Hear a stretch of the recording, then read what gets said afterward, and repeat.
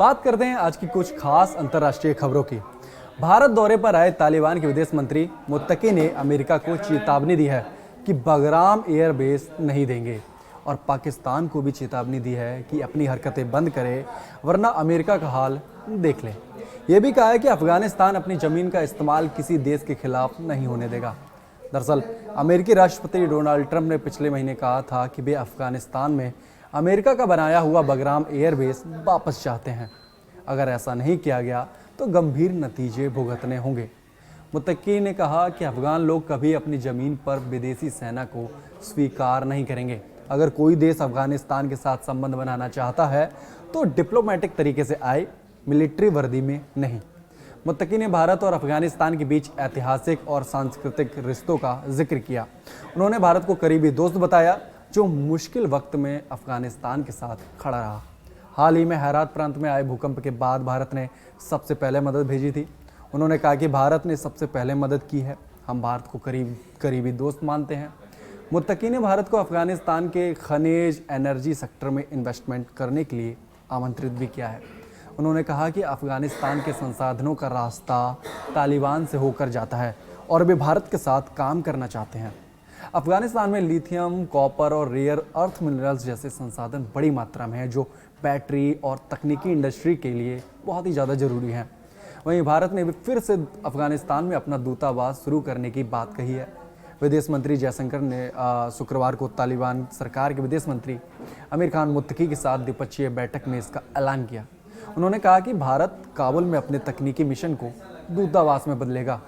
2021 में तालिबान की सत्ता में आने के बाद भारत ने दूतावास बंद कर दिया था, लेकिन एक साल बाद व्यापार और चिकित्सा सहायता और मानवीय सहायता की सुविधा के लिए एक छोटा सा मिशन खोला था। दिल्ली में हुई जयशंकर और मुत्तकी की बैठक में किसी भी देश के झंडे का इस्तेमाल नहीं किया गया। दरअसल भारत ने अफगानिस्तान में अब तक तालिबान सरकार को मान्यता नहीं दी है। मुत्तकी ने पाक को चेतावनी इसलिए दी क्योंकि पाकिस्तान ने गुरुवार रात अफगानिस्तान की राजधानी काबुल में तहरीक-ए-तालिबान पाकिस्तान यानी कि टीटीपी के कई ठिकानों पर एयर स्ट्राइक की। पाकिस्तानी मीडिया के मुताबिक एयरफोर्स ने टीटीपी चीफ मुफ्ती नूर वली महसूद को मारने का दावा किया है। पाकिस्तानी मीडिया रिपोर्ट्स के मुताबिक महसूद पूर्वी काबुल में बने एक ठिकाने में मौजूद था। उसकी कार और गेस्ट हाउस को पाकिस्तानी एयरफोर्स ने निशाना बनाया। तालिबानी सरकार के मुख्य प्रवक्ता जबीहुल्लाह मुजाहिद ने कहा कि विस्फोट में किसी के घायल होने की कोई रिपोर्ट नहीं है। वहीं तालिबान विदेश मंत्री आमिर खान मुत्तकी ने कहा कि पाकिस्तान को हमारे साथ खेल खेलना बंद कर देना चाहिए। अफगानिस्तान को ज़्यादा मत उकसाओ। अगर तुम ऐसा करते हो तो एक बार ब्रिटेन और अमेरिका से पूछ लो, वे तुम्हें समझा देंगे कि अफगानिस्तान के साथ ऐसे खेल खेलना ठीक नहीं है। हम एक कूटनीतिक रास्ता चाहते हैं। पाकिस्तान ने काबुल पर ऐसे वक्त में एयर स्ट्राइक की जब तालिबानी सरकार के विदेश मंत्री मुत्तकी 7 दिन के भारत दौरे पर आए हुए हैं। वे यहाँ पर 7 दिन रहेंगे। हमले की बात करें तो टीटीपी चीफ मुफ्ती नूर वली महसूद पाकिस्तान के दक्षिणी वजीरिस्तान के गुड़गांव इलाके में जन्मा था। बात यह है कि अगर ये लोग अफगानिस्तान में होता तो फिर उसके मुकाबले में कुछ करना ज़रूरी था। अभी तो सारे अफगानिस्तान में एक भी नहीं है, 1 इंच ज़मीन पर किसी का कब्ज़ा नहीं है बेदून इमारत इस्लामी अफगानिस्तान में ये गुरोह और ये तंजीमें मौजूद नहीं है, उसकी वजूद ही नहीं है।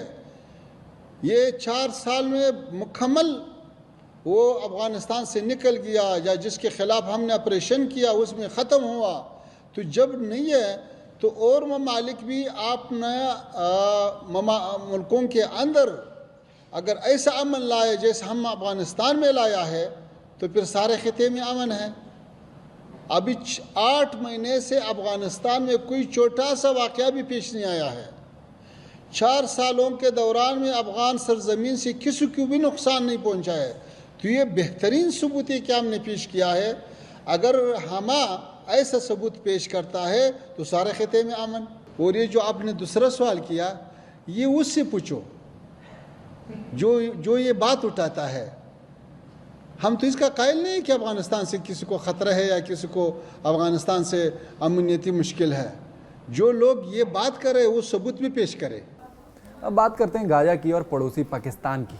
गाजा में ट्रंप के पीस प्लान का समर्थन करने को लेकर पाकिस्तान में अब तनाव बढ़ गया है। कट्टरपंथी इस्लामी पार्टी तहरीके लब्बैक पाकिस्तान यानी कि TLP ने इसे लेकर आज बहुत ही उग्र प्रदर्शन किया। इन्होंने अमेरिकी दूतावास की तरफ मार्च करने की कोशिश की, जिसे लेकर उनकी पुलिस से झड़प भी हुई। इस झड़प में 2 प्रदर्शनकारियों की मौत हो गई है और कई लोग घायल हैं। TLP आज इस्लामाबाद में मार्च निकाल रही है। इसे रोकने के लिए सरकार ने राजधानी की ओर जाने वाली प्रमुख सड़कें ब्लॉक कर दी हैं और इस्लामाबाद और रावलपिंडी में मोबाइल इंटरनेट सेवा बंद कर दी है। इस प्रदर्शन की शुरुआत तब हुई जब गुरुवार देर रात पंजाब पुलिस ने TLP मुख्यालय पर छापा मारकर इसके नेता साद रिजवी को गिरफ्तार करने की कोशिश की।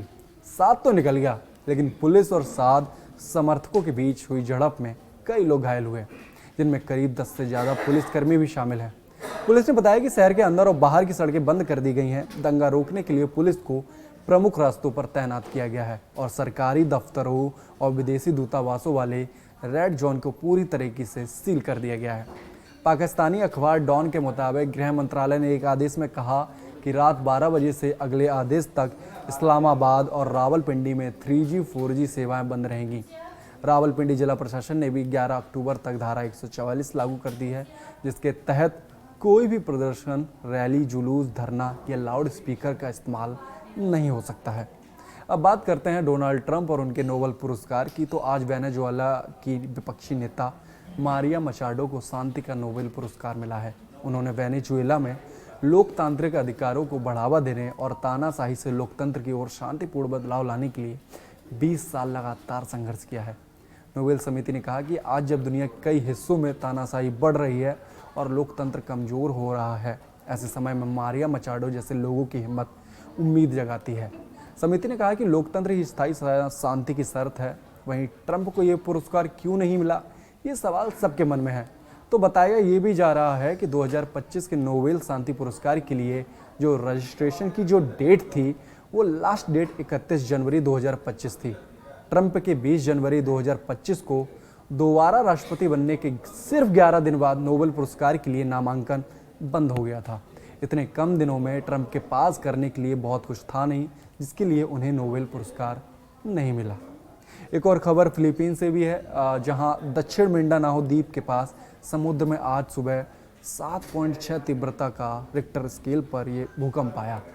इसके चलते सुनामी की चेतावनी जारी की गई थी। फिलहाल सुनामी का खतरा तो टल गया है। पैसिफिक सुनामी वार्निंग सेंटर ने जानकारी दी कि स्थिति अब सामान्य है। फिलीपींस की भूकंप विज्ञान एजेंसी ने कई और झटकों की चेतावनी जारी की है कि अगले दिनों में कुछ और झटके महसूस किए जा सकते हैं। आधे घंटे तक 5.9 तीव्रता और 5.6 तीव्रता के कई झटके महसूस किए गए। एजेंसी ने विनाशकारी सुनामी आने की आशंका भी जताई है। तो ये रही कुछ अंतर्राष्ट्रीय प्रमुख खबरें। ज़्यादा खबरें जानने के लिए हमें फॉलो करते रहिए, देखते रहिए न्यूज़ 18 चेक एलएच।